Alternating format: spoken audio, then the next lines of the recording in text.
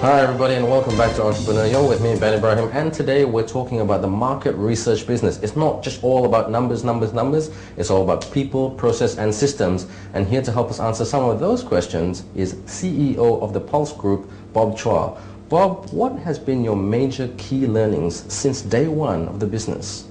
Well, we grew so quickly that I never really stopped to smell the roses. And we've done a lot of things right, but we've probably also done a lot of mistakes. Really? I think one thing for us is, as fast as we've grown, I think we hadn't grown fast enough.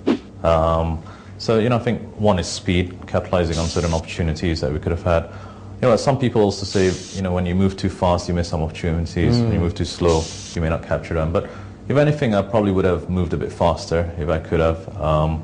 We probably made some mistakes of some investments, whether they're in people, systems, and we didn't get the kind of ROI that we wanted, but that's business. And you make some mistakes, you win some, you lose some.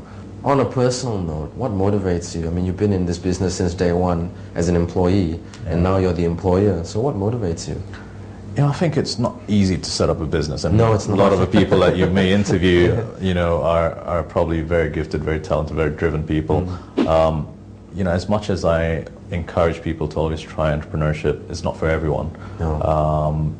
You obviously need to be fearless. You need to be visionary. You need to be driven. These are all the cliches of it. But at the end of the day, that's really it. And I think what motivates and drives me is seeing something grow, right. Nurturing our team, winning clients. I think the thrill of the hunt and winning new clients to us is still something that really turns me on. I think I still get very excited about that.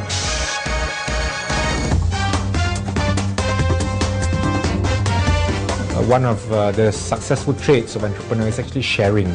So Bob has never been shy in terms of sharing his experience, both the good and the bad, and I think that's what is of value from somebody like Bob. And the other part is actually looking at how he himself can help catalyze other good things for the nascent IT industry in Malaysia. So I know that he has pulled together angel investors, which is good, because it's not just about talking about being successful, but also then nurturing other types of financial instruments that's necessary for other entrepreneurs to actually grow up. And I know that he also nurtures and mentors other up-and-coming entrepreneurs in Malaysia, and that's good as well. We need this new class of entrepreneurs to actually share, not only in the experience, but really, contributing back.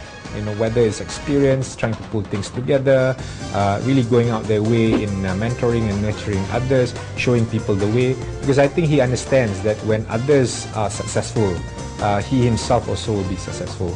Now, what about the stigmas of business? Now, you are young, you're only 35 years old, but when you walk into that boardroom to try to win the client over and they look at you, oh my God, you're such a young guy. How do you sort of break that stigma?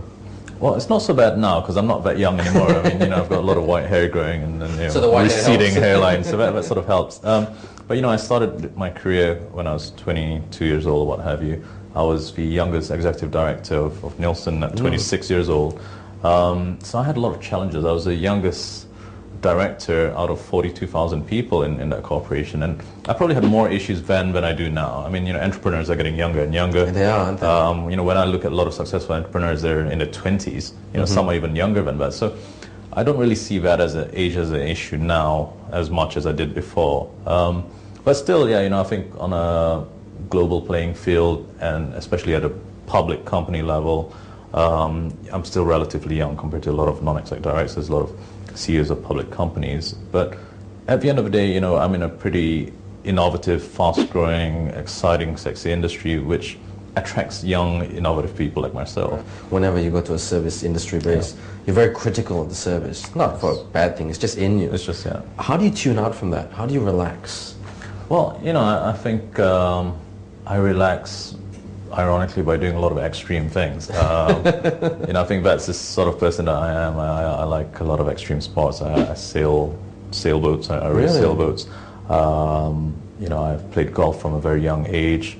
I ski, I dive, I do lots. I have a motorbike. I love riding. I think that's sort of my escapism from the crazy world that is business, which I totally enjoy anyway. So, I don't really want to even escape that. I'm always thinking of new ideas and new ventures. But, I think that's my way of relaxing. Okay, Bob, final question. What's your advice for all our aspiring entrepreneurs out there, whether it's market research or another industry? Well, I think one needs to think really big. One needs to dare to achieve our dreams. But also, we need to be realistic about what we can achieve as individuals and identifying people around them that can contribute to their dreams. I think one also needs to be realistic about how we can leverage our cash, how we can achieve low-hanging fruit and make things happen from there. It's about keeping things simple, going after those dreams and making it happen.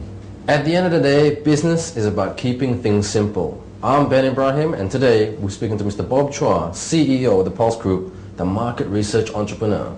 Catch you next week, same time, same place, right here with me, Ben Ibrahim, on Entrepreneur.